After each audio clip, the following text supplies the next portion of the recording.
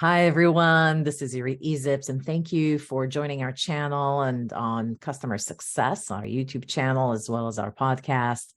And today I want to talk about what a critical role customer success operations can play when you transform your entire company into a proactive customer success practice, and you really want to amplify the productivity and the efficacy of your customer success strategy. And this is a story of a very large company going through that transition. The incumbent companies, sometimes they have their way of doing things. And when they finally, decide to jump on the customer success wagon, that process can be very complex, to say the least. And so I believe customer success operations actually set up as such a critical role.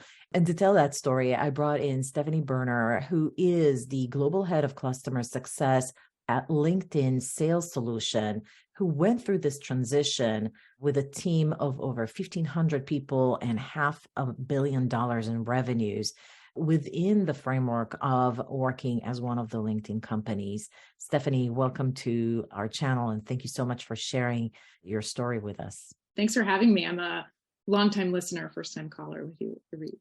Thank you so much. I much appreciated. So tell me, what happened about 5 years ago in 2018? And maybe you can share a little bit about what is LinkedIn Sales Solutions for those who are not familiar with it. Sure. So our journey starts, like you said, back in 2018. And there are two things to understand about sort of the context. The first is, how is LinkedIn's business structured? So like many large organizations, we're structured by business unit. Most people know what LinkedIn.com is. It's a consumer platform for networking, content creation, content consumption. And LinkedIn has three commercial B2B businesses built on top of the LinkedIn platform. And those three businesses, there's a marketing business, a talent solutions business, and a sales solutions business. And each of them operate somewhat independently from a revenue perspective and a go-to-market perspective, whereas a lot of the back-end infrastructure is shared and centralized.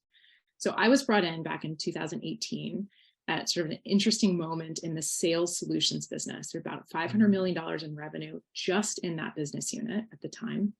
The business had grown really fast. And the customer success organization was pretty big at the time. It's about 150 people supporting that business. And everyone was kind of doing the same job. Most people were CSMs supporting a book of business, kind of doing things their own way. But really in quite a reactive and tactical way. If you look at the flip side of the business, if you've got 150 person customer success organization, what was happening in the market with customers was, as a sales solutions business, we were starting to see really interesting and exciting traction in the enterprise. So customers were starting to go bigger earlier. And I was brought in because the business recognized that the way the customer success team was set up was not ready for the type of scale that we were embarking on and the types of customer needs that these new enterprise customers were asking for. So that was the starting place. Wow. Okay. So you were in charge of actually transforming the team from reactive to proactive. In the prep for this conversation, you actually mentioned that customer success was a big part of this transformation. And I said, how does it all fit? Why CS Ops is so critical for these types of transformations? Yeah. So the way that we approached this transformation was very holistic, cross-functional in nature, and recognized that there was a lot of existing wisdom in the business. At the same time, we understood that organization of close to 2,000 people across the sales solutions business was going to take a pretty material change management effort. So it's one thing to have a great strategy. It's one thing to have a team that's willing to change. It's a whole other thing to execute it. And so what we found was that customer success operations and a very strong partnership between CS operations and CS leadership was a really important partnership to drive that change. In the partnership, we developed strategy, we developed the operational execution plan, we drove alignment, we developed new CS methodology, and we brought the entire organization along.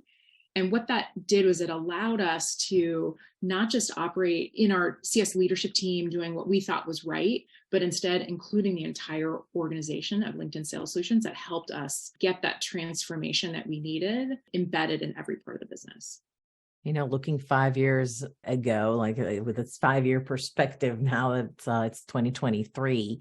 What do you think were some of the fundamental things that you have done before making any changes that you would recommend anybody to do in the first months leading to actually working with the CS Ops team to tell them what it is that you want them to do and how you want to partner with them? What is it you have done as an executive before embarking on the actual design and development phase of this transformation? Yeah, that's such an important question because I was quite thoughtful about how we did that. Because when you're asking an entire organization to change, not just the people that are under your remit, so people who report up to you, but all of your business partners across the organization, you need to kind of earn your credibility right out of the gate. It's not just about here's what we're going to do and do it. It's about understanding the landscape, making some decisions about quick wins, long-term strategies, and then kind of bringing people along with your vision. So specifically, my first step was I spent a lot of time understanding the landscape. Now, I was in a unique position because I had a little bit of time. When I was hired, there was not like a burning platform. We didn't have like a massive churn problem. There were issues. There was some smoke brewing here and there, but it wasn't like an emergency situation. So I had some time, spent a lot of time with the team, with my organization. I spent a lot of time with sales, a lot of time with the cross-functional partners, and just listen and learn, getting wisdom, understanding what's working, what ideas people had, et cetera. The second thing is I kind of synthesized that information and pulled in the customer success leadership team to make some decisions about what were some of the more incremental changes we could make that would just help us make some progress and get some quick wins, and what were some more radical wholesale changes we needed to make. And with those pieces or those ingredients, then we were able to build like a longer term, like 3-year strategy. Here's what we're gonna do first, second, third. And the third thing is we put a bit of a wrapper around that strategy and we created a vision. We needed something that people could aim for over the long term. Why are we doing this? Whenever you're going through a change management exercise, if it's with your own team, a small team of 10 or a huge team of 150 or a massive organization of 2,000, you need people to understand why it's important, that you need people to understand like what specifically is going to happen. And you need to give people a bit of a roadmap, something to get them excited and sort of pull them along. And so by wrapping our strategy in a bit of a vision and giving a brand, we were able to get some leverage quickly and build momentum right out of the gate. Yeah, I love what you did. You actually called it, you had a name for it, right? You actually had I think you called it something like CS 2.0, something cool like that. Yeah, well, some people thought that was great branding and some people thought that was really boring branding, but it stuck. And that was the most important thing, is that we use this 2.0 language. These days we're now in like 3.0 language, but it implies a new version. And that's what we were going for, is that we needed something that evoked this idea that we're transforming, but we're transforming into something new. It wasn't just one initiative. It wasn't just one project. It was our way of talking about the container of our strategic change. And so whenever we went to our own team to talk about what was coming in a given quarter or our priorities, or when we would go to our stakeholders across the business, whether it's sales leadership, executive leadership, we could talk about what we were doing in the context of CS 2.0, and everyone knew what we were talking about.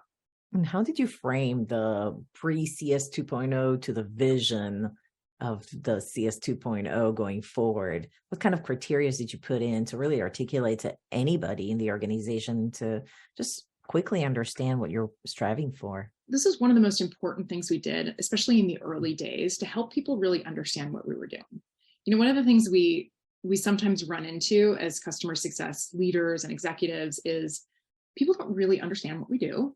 And there isn't one word we can use to describe this is where we're headed. Oftentimes we say, well, we're headed from a state of real reactive engagement with customers to more proactive engagement with customers. Mm-hmm. Sometimes we talk about we are moving from a world of loose metrics to a world of very well-defined and well-articulated and measured metrics. And in our case, there were a couple of things that we knew were sort of pain points in the business that we needed to specifically address. If I could just kind of take us back to the beginning of, or just a moment ago when we were talking about the bringing the organization along and the sort of a survey of the whole organization that I did. When I built the strategy, it was important to use the specific language of the pain points that people had been sharing with me. So when we talk about the pre-CS 2.0 world, a lot of literally like the words we used in describing where we were headed came from the team. So that created an immediate connection to where we were headed.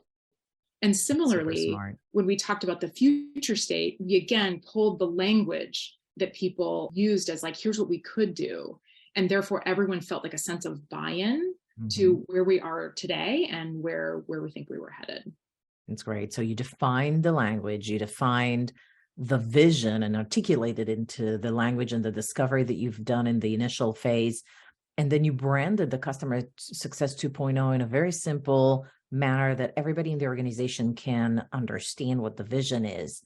But then you also then defined a 3-year plan, I believe. Maybe you can walk us through what were some of the considerations for putting things in year 1, year 2, year 3? And by the way, I want to reiterate how important it is to have that kind of a vision. And I applaud you for doing a 3-year, because at the end of the day, when you work with your number one partner here, customer success ops, they need to understand your vision as well and understand priorities. And I believe this framework is actually very helpful to articulate that to your partners. And this is really where the rubber meets the road in that partnership with ops, because it was directly working like alongside our CS ops leaders that we developed this 3-year horizon and this 3-year plan with multiple horizons.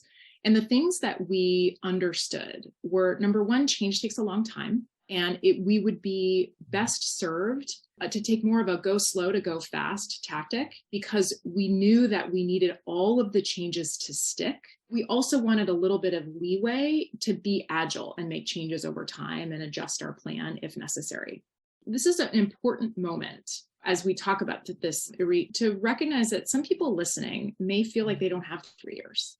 They may feel like there's no way we have the resources to do these things like in this level of depth with this level of specificity. And that's okay. This plan was purpose-built for what we had in LinkedIn Sales Solutions. We had the resourcing, we had the structure, we had the existing roles in place that we're going to transform as opposed to having to hire from scratch. So my one encouragement as we go through this is for anyone listening to think about, this is a set of ingredients to consider as you're building a plan, not just like, this is not a blueprint that was one size fits all. So our 3-year journey, it was really anchored on what do we need to do immediately to set foundations. That was year 1. Anything that we do in the future had to be built on very specific foundations, strong operational backbone, understanding of customer health, and a couple of other things.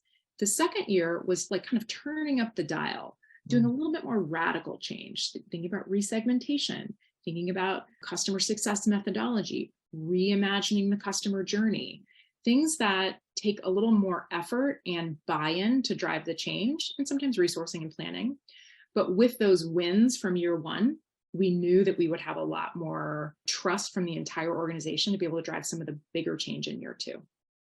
And then year 3, got to be even more strategic and radical.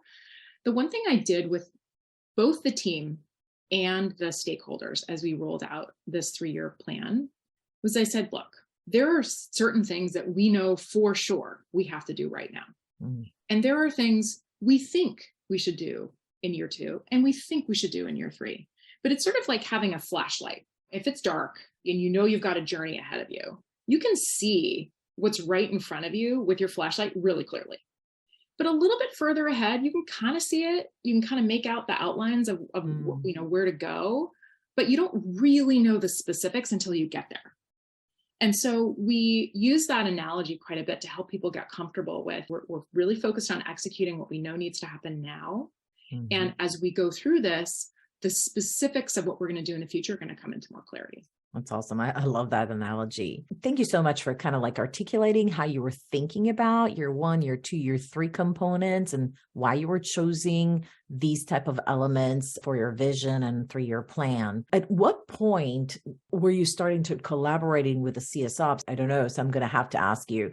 I just want to articulate, like in 2018, you already had 150 people in the customer success function. Did you already have a CS ops team? We had one person doing some systems work and helping us with our data and dashboards. Like a sysadmin and data analyst. All right. Who was he reporting to? So that person was reporting into me when I started. That was a direct report. And also, we didn't have anyone who was working with Salesforce. We didn't have at the time a customer success software. We didn't have anyone doing consistent analytics. But over time, we started to hire some analysts who started to do great work. But there was one aha moment that I had. One of the benefits of LinkedIn is there is an incredible partnership between all the go-to-market functions and what we call our cross-functional teams. And the one that I got to know quite well right out of the gate was sales operations. And I looked at what the sales operations team was doing for the different sales regions. Sales operations has an embedded partner model where there's like 1 to 5 people who are, say, directly mapped to a sales region, et cetera. And I spent some time understanding, what are they doing? What are they doing for that sales leader? They're doing strategic planning. They're doing forecasting. They're doing modeling. They're doing team and organizational operations. They're doing handling ad hoc requests. They're doing some systems work. And I said, that's what we need. That is exactly what we need. Not only in our run rate, like once we get through the transformation, but we need that level of partnership in order to drive all this change. And so I approached the sales operations leader and said, I think we need to build out a customer success operations team, and I think it needs to be built under you, which is maybe counterintuitive because most of the stories I hear from my industry peers is if your operations team lives somewhere else, you lose control and you lose ability to get resourcing. And I found it to be exactly the opposite. I got super aligned with the head of sales operations for our business. I said, these are the things that we need our CS operations team to do that are exactly the same as what your sales operations team does. And then these are the things that are a little bit different and unique. And we got clear on our KPIs. We got clear on who we were hiring, how it was going to be structured. And so by building out a CS operations team under sales ops, we got the great benefit of organizational alignment. We got the benefit of access to all the data, and we got the benefit of resourcing. And the head of customer success operations, while that person reported to the head of sales operations for the business, that person was almost like my COO. As if I'm acting as the chief customer officer for a business, my head of operations was my chief operating officer. And we were like a 2-in-the-box partnership.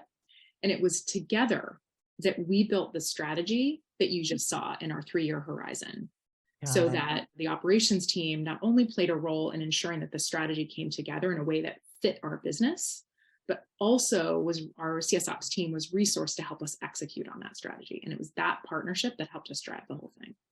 It's a very interesting story. And I would say I heard it before in another really large company, not necessarily having the CS ops team operate under sales ops, but actually having an ops team.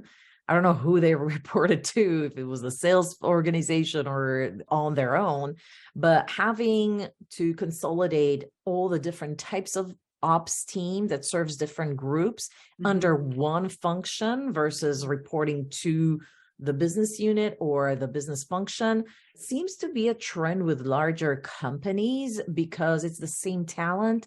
They can train everybody the same way. There's all, like you said, like themes and skill sets that are potentially very similar as they serve different groups. And so it might make sense in some instances to having all the different ops teams under one manager. And it seems like it worked for you guys. Yeah, it did. And I think a couple other things that made it work that may be different from what maybe a smaller organization might be facing.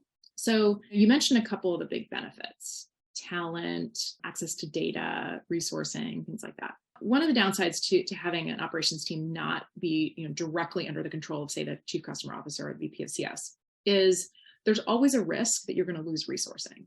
That if the sales ops team is pinched, maybe they lose some people and they really need to get forecasts done, are they going to pull in your team, even if you've got your own high priority things to do? And that was an important conversation that I had with the head of sales operations when we went down this path, was if we're going to do this, we need to be really clear on where is it okay to share resources and where is it not.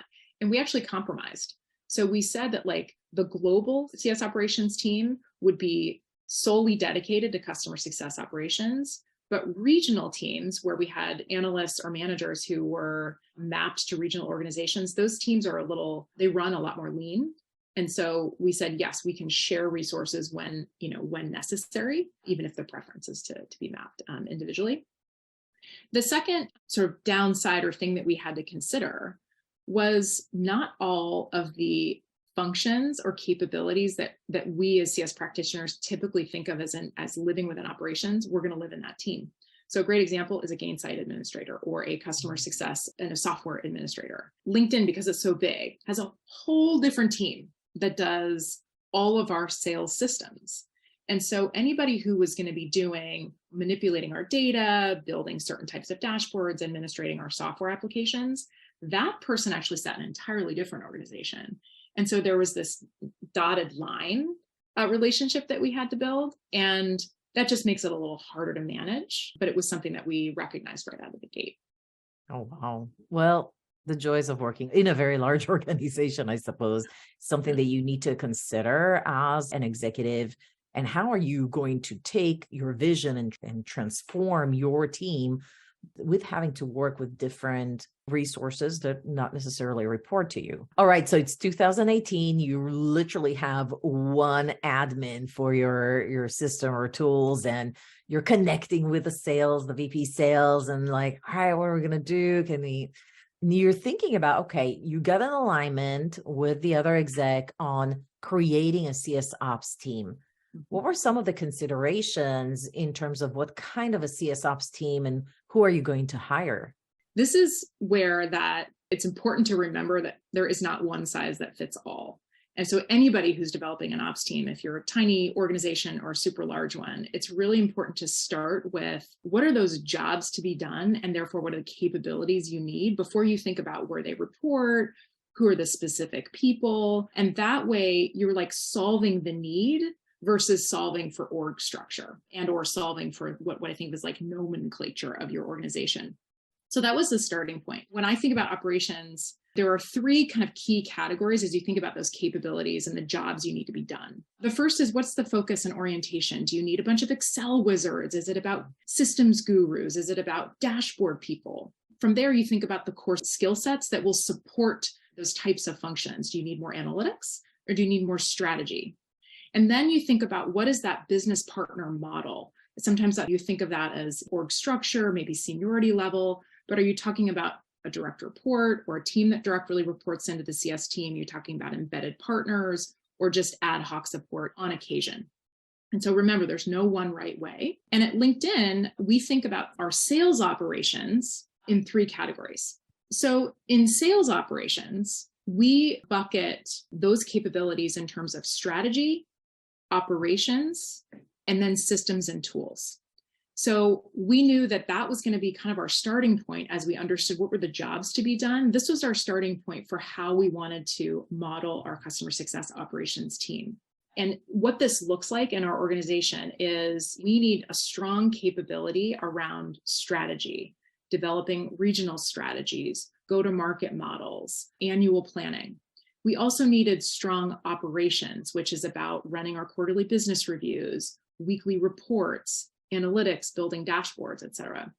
And then we needed people who were strong in the utilization and sort of our planning around which systems and tools we needed. And all of that kind of culminated in what we think of as an embedded partner model. And our operations team has embedded partners that each operate as like a chief operating officer for our regional CS leaders and our functional leaders. And what that does is it gives our individual customer success leaders, so our head of North America customer success, our head of EMEA customer success, our head of programs and strategy customer success, the leverage they need to run their team, engage with customers, and think about the long term, whereas the embedded partner in the operations team is the one who's kind of running some of the day-to-day.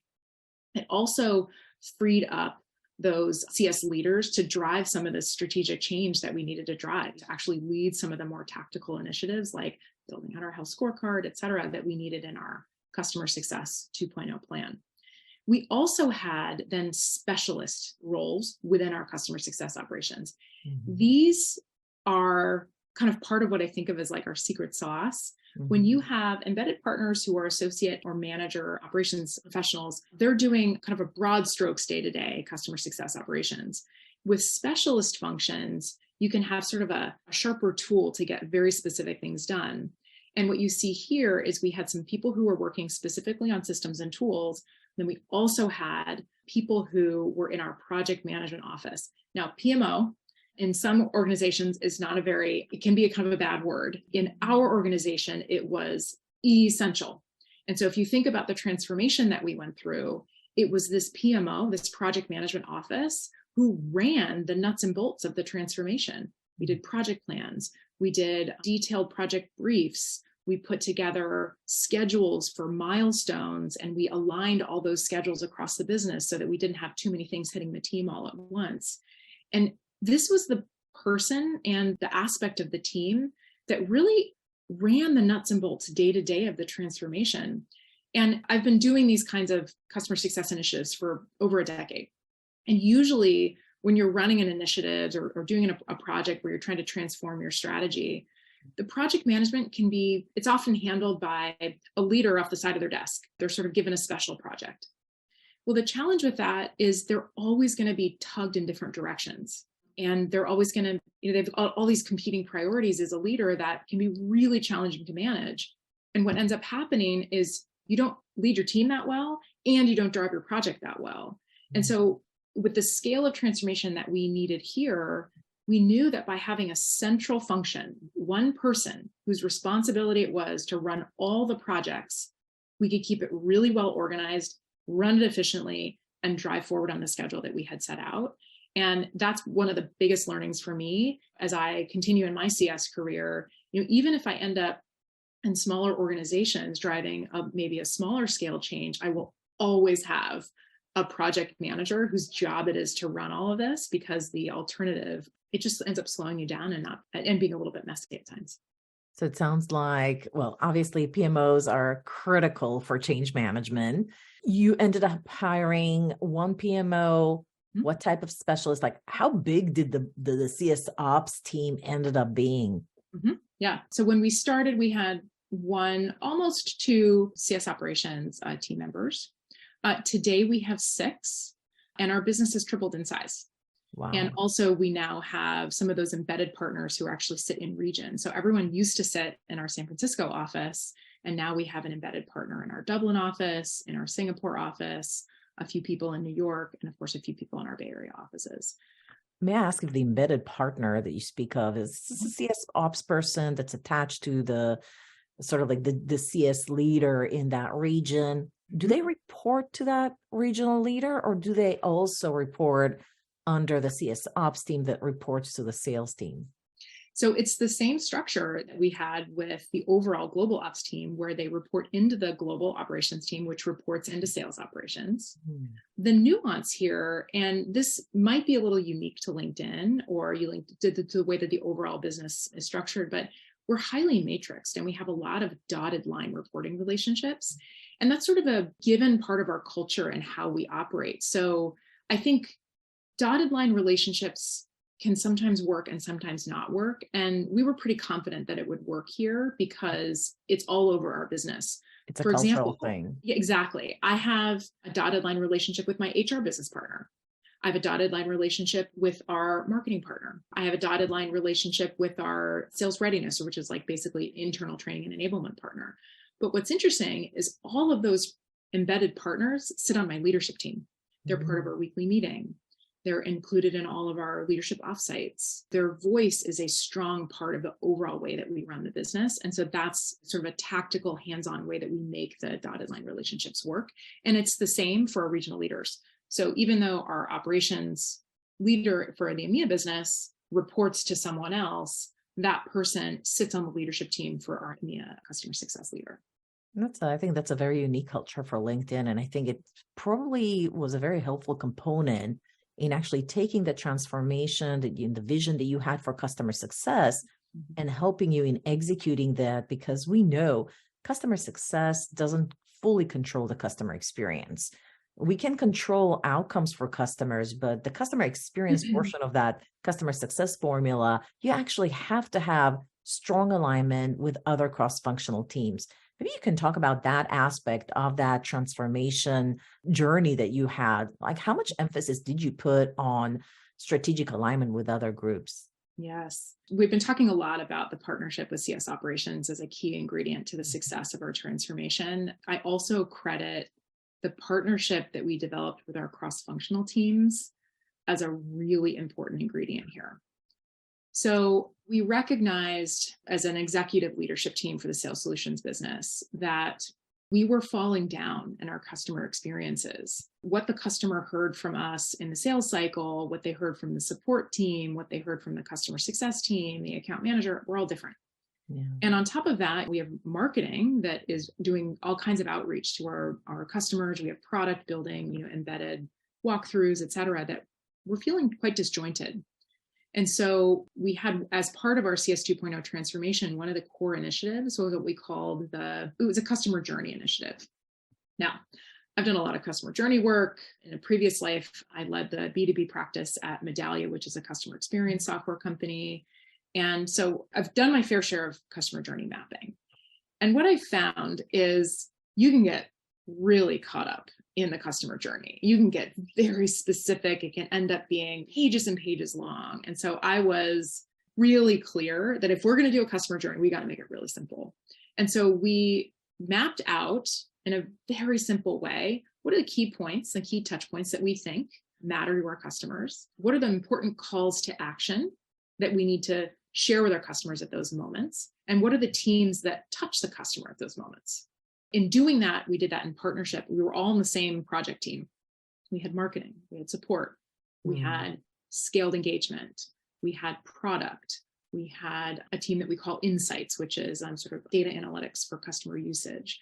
All of those teams sat on this project team, and we all agreed, we have 5 moments that we've all got to align around. What are the key calls to action, and how are we going to make sure that each of us, in the way that we engage with the customer at those moments, repeat those calls to action? Now, it wasn't like verbatim repeating, but it was, okay, in the moment of onboarding, these are the 3 things we need to make sure we tell every customer.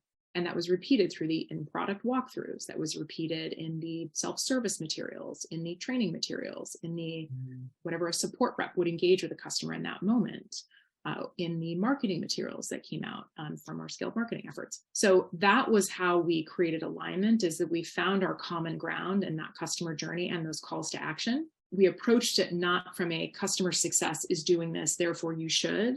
It was this entire business is aligned around this journey, and each of us are playing a role. And it was just that, like, it's a minor mindset shift that made a huge difference in moving fast and getting everybody on the same page.